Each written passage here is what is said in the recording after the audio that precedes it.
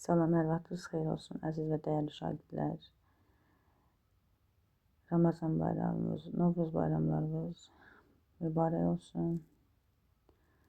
İlimiz ruzili bərəkətli olsun, sizlər üçün düşərli olsun. Allah sizə zehin açıqlığı versin. İnşallah imtahan nəticələriniz gözəl olsun. Həm siz sevinəsiniz, həm valideynlərimiz sevinsin inşallah. Ümid edirəm ki, çəkdiyimiz əziyyət yerdə qalmayacaq. Çalışın sınavların hamısını izləyəsiniz. İmtahana qədər bilmədiyiniz sualları öyrənin. Bildiyiniz sualları da təkrarlamış olun. Müəyyən boşluqlarınızı da möhkəmlədin ki, imtahanda daha sürətli və daha gözəl işləyərək nəticəmiz də gözəl olsun. Başlayaq. Mövzu sınav 9. Deməli, bu tip misallardan işləmişik. Əgər modulların cəmi və ya hasili 0 olarsa, hər bir modulu 0 bərabərləşdirməliyik. Birinci sual 3x çıxı 6 bərabərli 0, 3x bərabərli 6, x bərabərli 2. Həmçində y çıxı 5 bərabərli 0, y bərabərli 5. Və bizdən bunların cəmini soruşur. 2 üstəgəl 5, 7.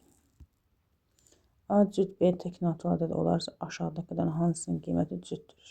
A cütdür 2, B təkdir 1. Gətirib yerinə qoysaq, bizə lazım bir cüt olsun. A-da 2 ilə 1 toplasaq 3. Kvadrat yüksəltməsəydi artıq tək ədəd olduğunu tutduq. Burada 2-dən 1 çıxsaq 1. Burada 3'ü 2'ye vurup üstüne, daha doğrusu A'mız 2'dir. 3'ü 1'e vurup üzerine 2 gelsək 5. Burada yəni cəm 3 olduğuna görə kubu da yenə təkdir. Burada isə 2 vur 1 üstə gəl 2. Başında da kvadrat var. 2 üstə gəl 2 4. 4'ün kvadratda cüs ədəd olacaq 16. Ümumiyyətlə yadımızda qalsın ki, ədəd əgər təkdirsə onun qüvvətinə baxmağa ehtiyac yoxdur. Onsuz nə qüvvətə yüksəlirsinizə yüksəlt, tək olacaq. Cütsə də, yəni neçə qüvvətə yüksəlirsən yüksəlt, cüt olacaq. Siz əsas onun əsasına baxın ki, təkdir ya cütdür. Burada D variantında, yəni kvadrata yüksəltməmişdə biz 4 alırıq, 4'ün cüt olduğunu görürük. Bu ifadə 3-cü sualda deyir ki, ifadənin sərbəst həddi ilə dərəcəsinin hasilini tapın. Sərbəst hədd, yəni dəyişən olmayan həddi 4'tür burada. 4'ün mütərizə üstü kubu var. 4'ün kubu edir bizə 64. Bu bizim sərbəst həddimizdir. Sərbəst hədlə dərəcə. Dərəcə deyəndə çox hədlinin dərəcəsi üstü çox olanı götürürük. Burada A-dan 2 dənədir. Burada X-dan 3 dənədir, Y-dən 1 dənədir. Bunlar toplanılır. Bunun həddi 4'dür. Bunun dərəcəsi 2'dir daha doğrusu. Bunun dərəcəsi 1, 1, 2'dir. Dərəcə yəni ayrı-ayrı hədlərin əvvəl dərəcələrini toplayırıq. Sonra arasında ən çox olanı götürürük. Ən çox olan da 4'dür. Və qüvvətdə də 3 var. Qüvvət olaraq bunlar vurulur. Yazırıq ki 4 vurulsun 3 bərabər 12. Bu da bizim dərəcəmizdir. Yəni dərəcəsi çox olanı götürüb üstlərə qüvvətə vururuq. Amma sərbəst həddə qüvvətə yüksəldirik. İndi bunların da dil hasilini tapın. Tezdən 64'də 12'ye vurmalıyıq. Bu tip misallarda çalışın ki, vurmağa vaxt itkisi yəni sərf eləməyin. Sonlarına baxın uşaqlar. 4'ü 2'ye vursaq sonu ilə bitəcək 8 ilə. Gəlin cavab baxın. 8 ilə bitən bir variantımız var. O da Y variantı. 4-cü sual. Düzbucaqlı ABC üçbucağında bucaq bir 90 dərəcədir. Yəni düzbucaqlı üçbucaq çəkək. Bucaq B 90'dır. Onda buralara AC yazaq. AB 8'dir. BH, B'dən mənə H endirilib. BH 4'dür. BC'nin uzunluğunu tapın. Buranı soruşur bizdən. Yaxşı, başqa da heç bir şərti verməyib. Biz burada nə iş görə bilərik? Baxaq. Deməli, burada həm H var, yadımızda H kvadrat MN üstürlər düşür. Ya da H bölü ABC. İndi görək burada biz neyini? Birinci bu bucaqdan baxaq ki, 90'dırsa qonşusu 90'dır. Buradan Pifagor işləyib. Bura H yazaq. AH-ı tapa bilərik. Yazırıq AH bərabərdir. Yəni bu hissəni taparıq. Kök altında hipotenuzun kvadratı, yəni 68-in kvadratından çıxaraq 4-ün kvadratı 16. Bu bizdə gəlir kök altında 48. Bax, bura kök altında 48. Sonra biz HC-ni tapa bilərik. Tutaq ki, bu AH M-dir. HC də deyək ki, N-dir. HC N olsa, belə bir düstur var idi. H kvadratı bərabərdir M-in. H bizdə 4-dür. 4-ün kvadratı bərabərdir. Kök altında 48 vurun. Onda N də bərabərdir. 4-ün kvadratı 16. 16-ın bölgü kök altında 48-ə. Kök altında 48-ə bölsə 16 özü 256 deməkdir. Kök altında 256 böl. Kök altında 48. Burada haradasa eyniyir. Deməli, tutaq ki, bunu 4-ə ixtisarləsək. Düşür bizə 64. Aşağıda 4-ə ixtisarləsək eyniyir 12. Bir kökün altına yaza bilərik də bunu. Bir də 4-ə bölsək aşağıda 3, yuxarıda 16 alınır. Bundan çıxır ki, 4 bölünsün kök altında 3. Deməli, enimiz də 4 bölünsün kök 3'dür. İndi bizə x-i soruşur. X üstündə yenə buradan bu üç bucadan Pifagor taparam. X bərabər kökün altında katetlərin kvadratlarının cəmi. 4-ün kvadratı 16 üstə gəl. 4 bölü kök altı 3'ün də kvadratı 4-ün kvadratı 16 kök 3'ün kvadratı 3. Deməli, bizdə alınır belə 3. Burada bir atsaq, buraya 3 yazsaq. 3 vur 16, 48, üstəgə 16. Bu deyir kök altında 64 böl 3. Buradan da alınır 64'dən 8 çıxır. 3'dən də heç bir şey çıxa bilmir. 8 böl kök 3. Ya belə cavab olmalıdır, ya da irrasionaldan azad olunmalıdır. Yəni hər tərəfi kök 3'ə vururuq. Məxrəcin qoşmasına vururuq. Yuxarıda 8 kök 3 alınır. Aşağıda isə kök 3'ü kök 3'ə vuranda 3 alınır. 8 kök 3 bölü 3. B variantı.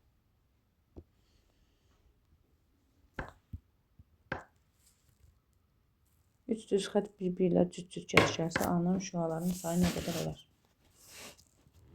Üç düz xət bir-birlə kəsişərsə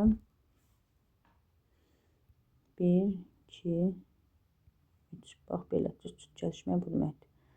A ilə daha ki B kəsişdi. Bu B gəldi, C ilə kəsişdi. Həmin B-nin bir tərəfi. Həmin C-də nə ilə kəsişib? A ilə. Alınan şüaların sayını soruşur. Ümumiyyətlə, şəkil çəkməsəkdə 3 düz xətdir və cüt-cüt varsa 3 2 vuranda 6. Burada 6 dənə şüa olur. 6 yox, daha doğrusu şüa üzrü sayın. 12 dənə şüa var. 12 şüa. Çünki burada baxın belə göstərək. Bir nöqtədən 1, 2, 3, 4 çıxır. 1, 2, 3, 4. 1, 2, 3, 4 dənə. 3 dənə 4'ümdə 12 edir. 3 vur 4, 12. Cevabımız burada olacaq A variantı. 6-cı sual. İfadəsinin qiymətini tapın. Demək, mötərizə varsa burada dövr onluq kəsir var. Təkrarda olan ədədlərin, yəni dövrdə olan ədədlərin sayı 9 yazırdıq. 9 da yazaq. Dövrə qədərki ədədlərin sayı qədər 0 yazırdıq.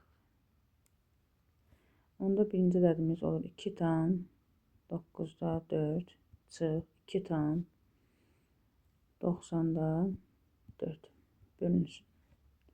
1 tam 9'da 3 çıxsın 1 tam 90'da 3 bərabərdir. Tamları çıxanda 2'lər gedir, yerdə qalır 9'da 4 çıx 90'da 4.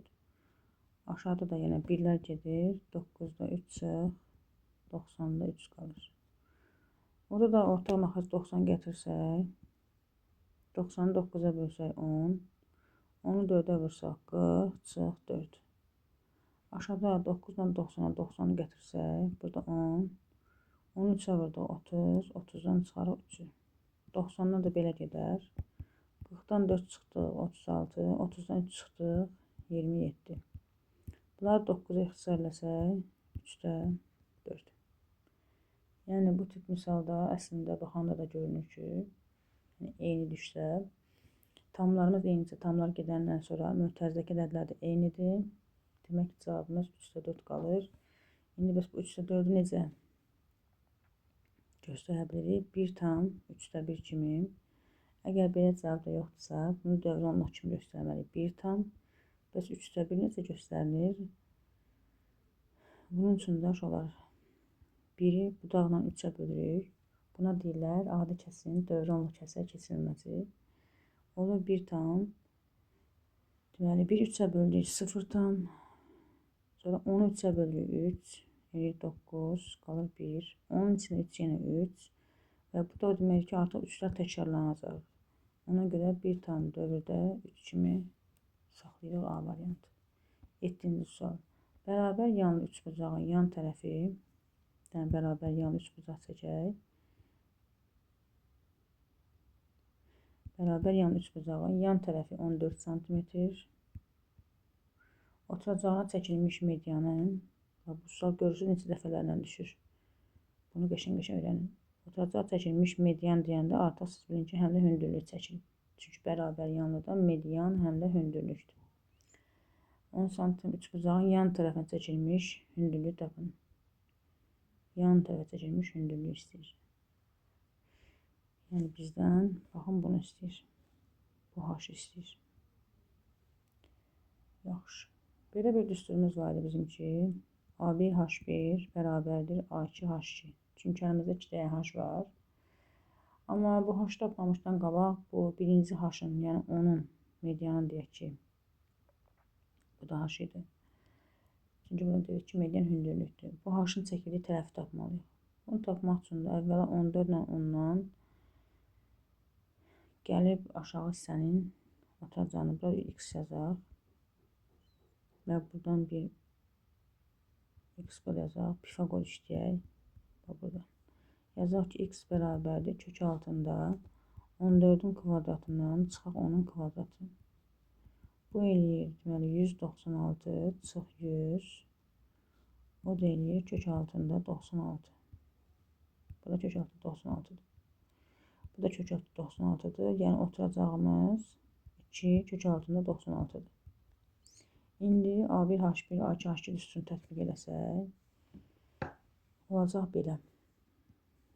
A1'imiz 2 kök altında 96 vurulsun. Bu aya çəkilən H-ımız 10 idi. Bərabərdir. A2'miz 14'dür. Yəni ikinci tərəf. Ora çəkilən H axtarırıq. Vəssalam. H da bərabərdir. 2 kök 96 vur 10 bölünsün 14. 14 ilə 2 gedər 7. 96'nı da 16 vur 6 kimi paslasaq, oradan 4 kökdə 16 vur 10 bölünsün 7 alar. 16 6. Bu da bizə verər. Demək 4'dən vursaq 40. Kök altında 6 bölünsün 7. Bu da bizdə A variantı olur. 8-ci sual. Bu ifadənin qiymətini tapın. Deməli uşaqlar, əsaslar eyni olanda bölmə zamanı üstlər çıxılır. Yəni 15'dən 8'i çıxacaq. Həmçində burada əsaslar 2'dir, üstlər çıxılacaq bölmə zamanı. Olacaq 2 üstü 15 çıx 8 minus 2 üstü 6 minus 4. 2 üstü 7 çıx 2 üstü 2. 2 üstü 7 də 128 edir. 2 üstü 2 də 4 edir. O da edir 124. 9-cu. Bu çoxluğun alt çoxluqların içərisində M və F elementləri vardır. M və F elementləri vardır. Yaxşı. Bunu tapmaq üçün biz nə iş görməliyik?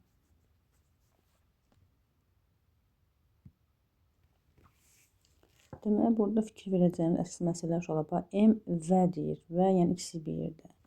Yəni alt çoxluqlarda M ilə F-in hər ikisi mütləq iştirak etməlidir. Əgər bunlar hər ikisi iştirak edəcəksə, onda MF-dən başqa yerdə nə qalır? N, K, bir də G qalır. N, K, G. Biz hələlik M ilə F-i qoyuruq kənarda. Çünki onunsa bunlar hər ikisi iştirak edəcək eyni vaxtda. Görək bunlardan əlavə, yəni iştirak eləməsələr, neçə bizim alt çoxluğumuz yarana bilər? Alt çoxluqların sayı üstünə görə də alt çoxluq 2 üstü n-dir. Bizim də 3 elementimiz qalıb. 2 üstü 3 bərabər 8. Yəni biz 8 dənə yerdə qalan ədəddən 8 dənə alt çoxluq yarada bilərik. Sonra da həmin MF-i gətirib hər bir çoxluğa bir yerdə əlavə edə bilərik. Məsələn, deyək ki, buradan hansı çoxluq yaranıb? Tutaq ki, n bir elementli çoxluq yaranıb. Sonra K, sonra nə bilim G. Bunların hər birinə sonra biz gətirib nə əlavə edə bilərik? MF-i, MF-i, MF başa düşdünüz.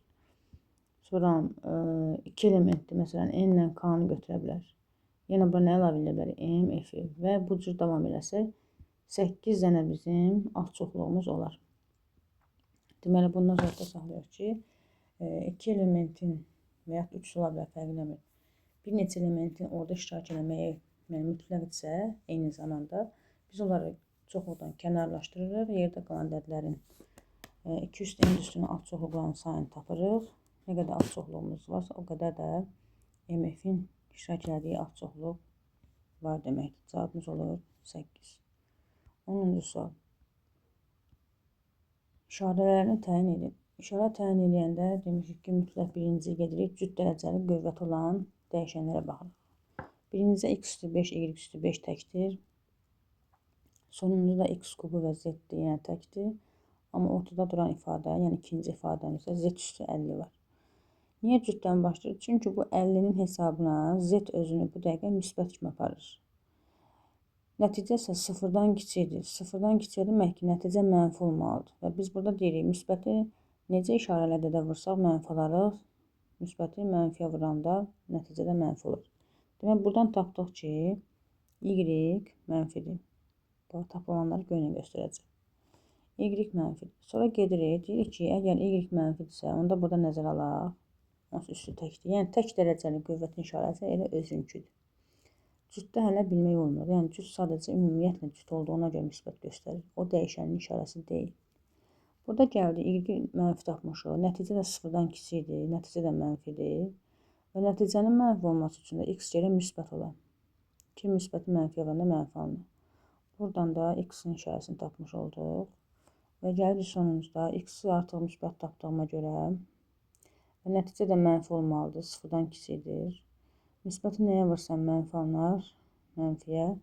Demək ki, buradan da z tapdım. Və bizdən x, y, z-in işarəsini soruşur 10-cu sualda. X, y, z. Orada necə soruşulursa, o sıra ilə getməliyik biz. X-i tapmışıq müsbət, y tapmışıq mənfi, z tapmışıq mənfi. Müsbət, mənfi, mənfi, C variantı. 11-ci sual. Uyğun tərəfləri perpendikulyar olan bucaqlar 2-7 nisbətində bölünüb. Kiçik bucağın 8-də 5 hissəsini tapın. Uyğun sözünü gördüksə, cəmi 180 deyəcəksiniz. 2K üstəgəl 7K bərabər 180 dərəcə. 9K-mız 180 dərəcədir. K-mız 20 dərəcə. Gətirib yerinə qoyuruq kiçik bucağın. Kiçik bucaq 2 paydır. 2 vur 20 dərəcə, eləyir bizdə 40 dərəcə. Ya da buradan kiçik axtarırıq. Və bunun da 8-də 5 hissəsini istəyir. Vururuq 8-də 5-ə. Bilirik ki, hissə tapanda vurmaq lazımdır. Hissə göstərir. 8 ilə 40 gedir 5. 5-i 5-ə vursaq 25 dərəcə. 12-ci sual. Əslində burada şəkildə göstərim qoy ki, niyə 180 dərəcədir.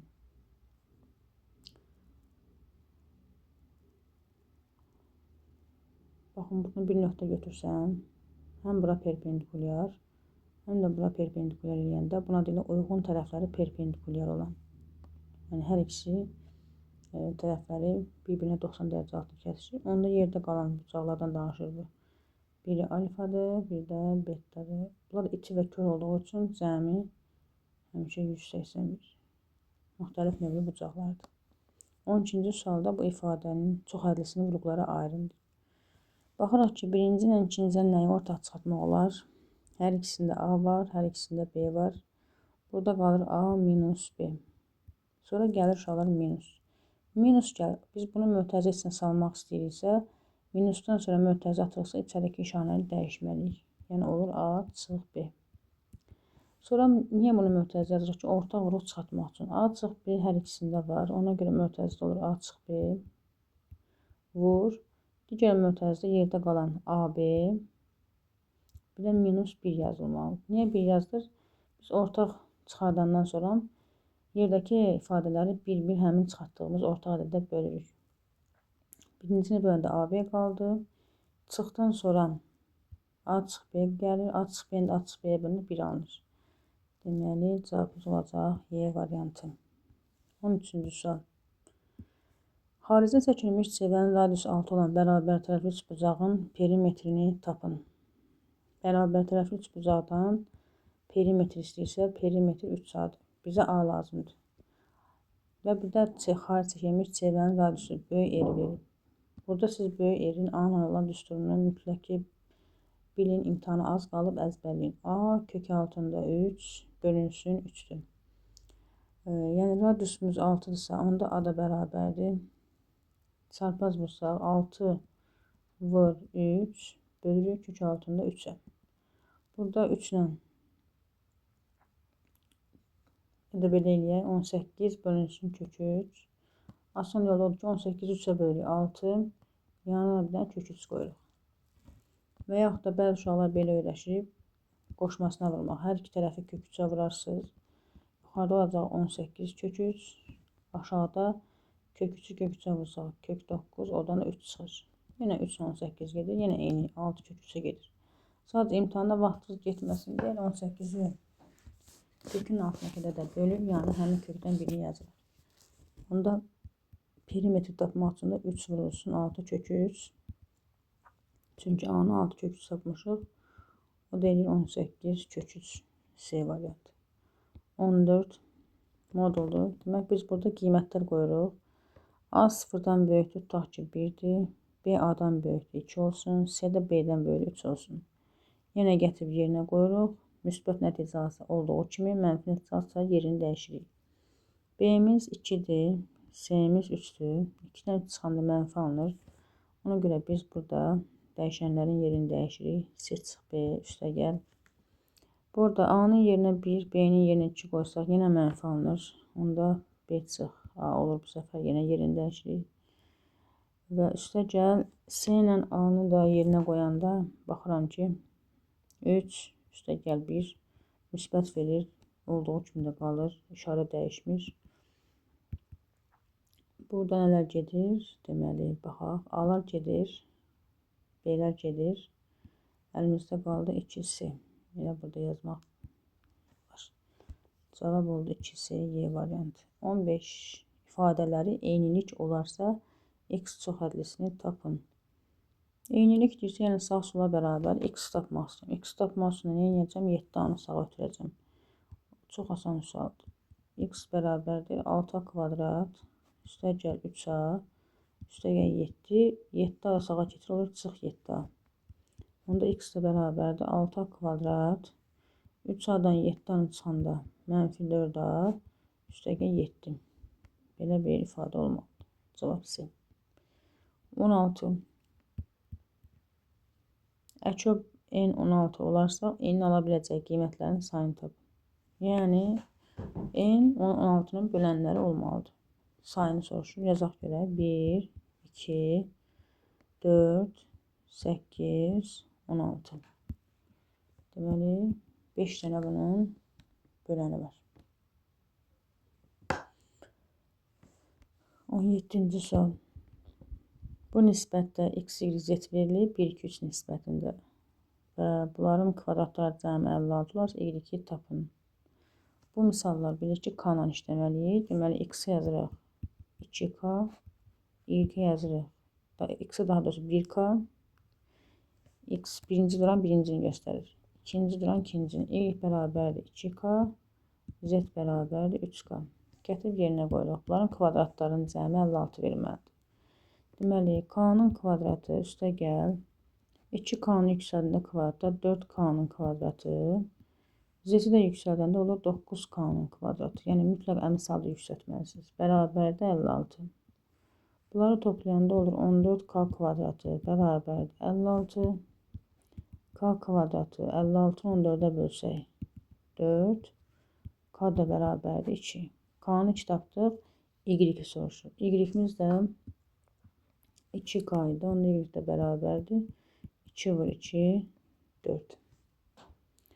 18. 30% zərərlə satılan, 56 manat satılan bir məhsul 40% xeyirlə neçə manata satılar? Bu da artıq bizim üçün təkrar sualdır.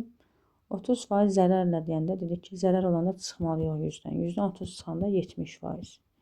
Yəni 70% nə? 56 manata satır. Amma 40% xeyir olsaydı, yəni 100-ün üstünə 40 gəlir. Yeni 100-dən işləyirik, olur 140%. Yəni 140%-lə satsaydın, neçə manat satardın? X bərabər çarpaz vuraq. 140 vurulsun 56 bölünsün 70. 140 ilə 70 gedir 2. 56'ya vursaq 112. 112. 19-cu sual. Bir hədin əmsali dərəcəsinin hasilini tapın. 19-cu sualda bir hədin əmsali dərəcəsinin hasilini tapın. Əvvəla bir hədini biz standart şəklə gətirək, yəni bunu sadələşdirək. Əmsallar deyəndə əvvəla baxaq, əmsal ədədlə olan 3-ün kvadratı vur 4-də 3-ün kvadratı. 3-ün kvadratı 9 vurulsun 16-da 9. Bu deyil 16-da 81. Dərəcə deyəndə dəyişənləri sayırıq. Yəni A-dan 2 dənə, B-dən 3 dənə, C-dən 1 dənə, E-dən 2 dənə.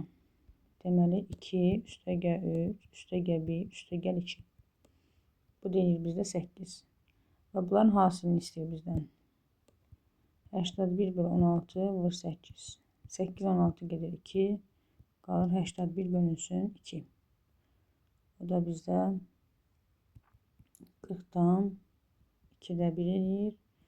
Açıq sualdırsa 40-dan 10-da 5 onluq kəsir kimi yazmalıyıq ki, onu kodlaşdıra bilək. 20-ci sual. 2 düz xətt kəsişir. Alınan qarşılıqlı bucaqların tən bölənləri arasındakı bucağı tapın. 20-ci sual.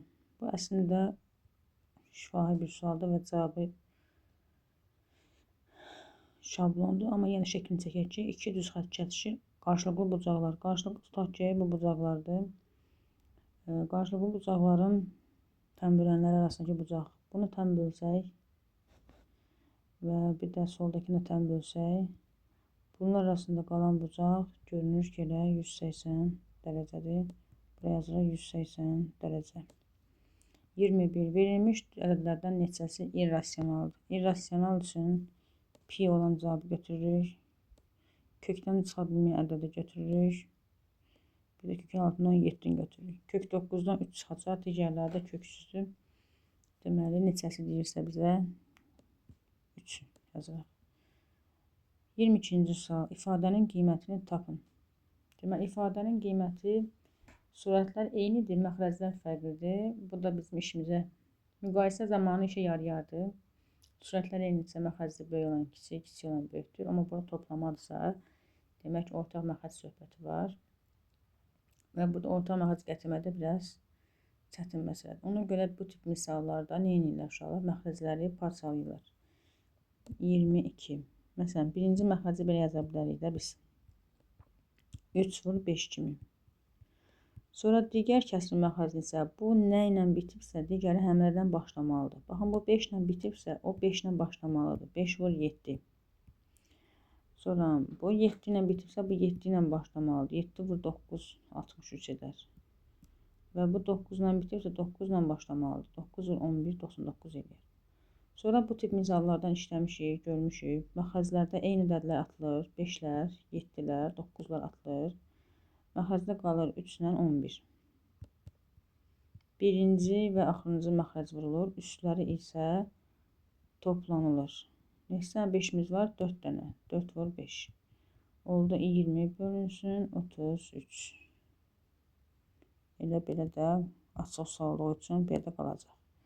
23-cü sual. Elçin bir kitabı gündə A+2 səhifə oxuyaraq açıq 2 günə, gündə açıq 5 səhifə oxuyaraq A+8 günə bitirə bilər. Verilənlərə görə A-nı tapın. İndi A-nın olduğuna görə belə sizi çaşdıra bilər. Məsələn, belə oxuya bilərsiniz. Deyirəm ki, Elgün bir kitabı 5 səhifə oxusa 12 günə bitirər. 4 səhifə oxusa 15 günə bitirər. Bizim burada deməli marağımız nə olmalıdır? Kitabın səhifələrini tapmaq. Kitabın səhifələrini tapmaq üçün də biz oxuduğumuz gündəlik səhifələri günlərin sayına vurmalıyıq.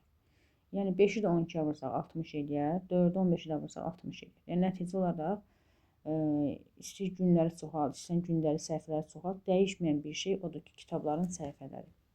Ona görə burada da yenə biz nə etməliyik? Belə yazaq ki, 23-cü sual. Günləri vurmalıyıq səhifə sayına. Yəni gündəlik səhifə sayına. İndi burada gündə A+2-ni açıq 2 günə oxuyur.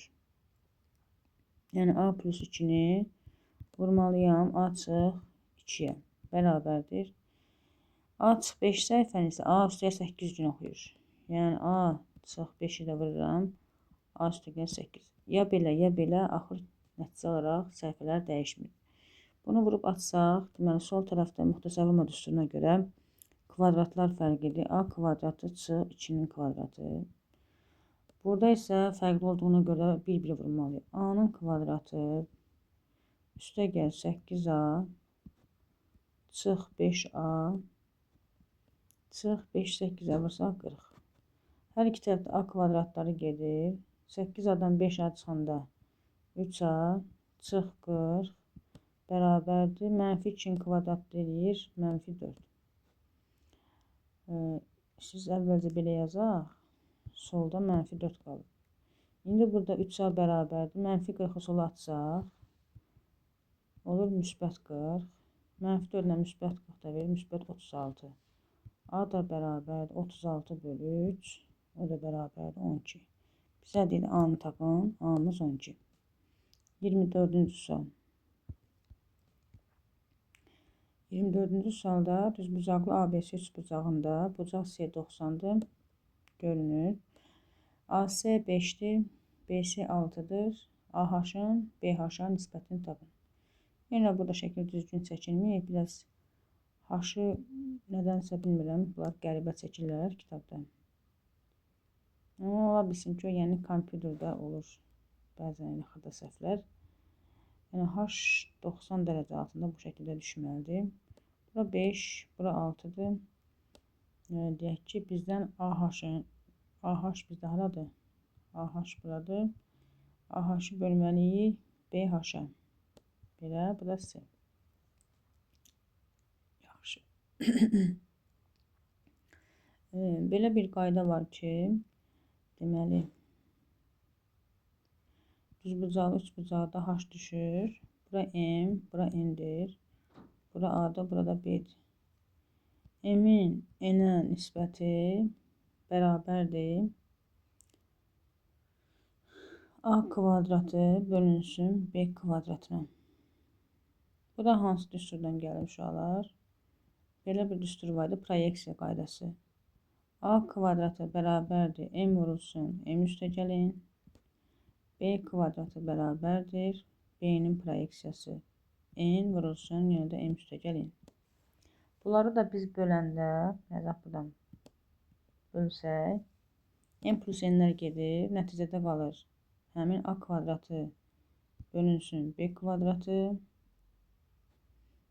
Bax, burada deməli A kvadrat böl B kvadrat bizə verir M böl N.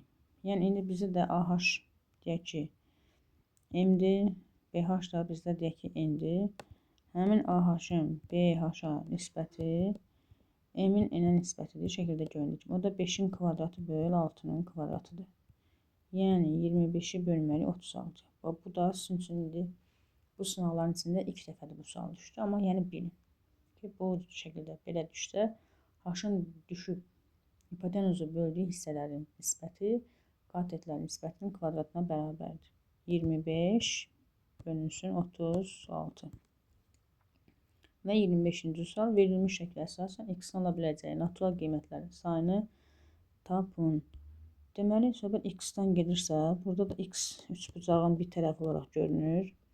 Əvvəl yuxarıdakı üçbucaq, sonra aşağıdakı üçbucaqdan üçbucaq bərabərsizliyini quraq. Yuxarıdan qursaq, deyərik ki, x böyükdür. Digər iki tərəfin fərqindən kiçikdir. Digər iki tərəfin cəmindən. Buradan alırıq ki, x böyükdür 3-dən, kiçikdir 27-dən. Bu 1. Keçək ikinciyə. X böyükdür, yenə də aşağıdan baxırıq ki, 10 çıx 7-dən, kiçikdir 13-7-dən. X də böyükdür 3-dən, kiçikdir 17-dən. İndi burada baxırıq ki, hər ikisində 3-dən böyük, biri 17-dən kiçik. Gəlin bunu quraşdıraq. Biri 3-lə deməli 27 arasında oldu. Digər isə yenə 3-lə amma 17 arasında oldu. Bizə lazımdır ikisinin də kəsişdiyi yer, yəni iki şərtin ikisini də ödəyən. Yəni 3-dən 17-yə kimidir və bunların sayını soruşur. 3-ü də ala bilməz, 17-ni də ala bilməz. Yəni ikisini açıq götürürük. 3 ilə 17 arasında hansı ədədlər var? Sayı tapmaq üçün nə edirdik uşaqlar? Əgər intervalımız açıqdırsa, 17-dən 3-ün çıxıb bir vahid azaldırıq. Eləyir bizdə 13. Cavabımız olacaq 13. Yəni 13 dənə x-i ödəyən ədəd var. Bu qədər uşaqlar. Sağ olun, salamat qalın. İnşallah növbəti videoda sınaq onda görüşərik.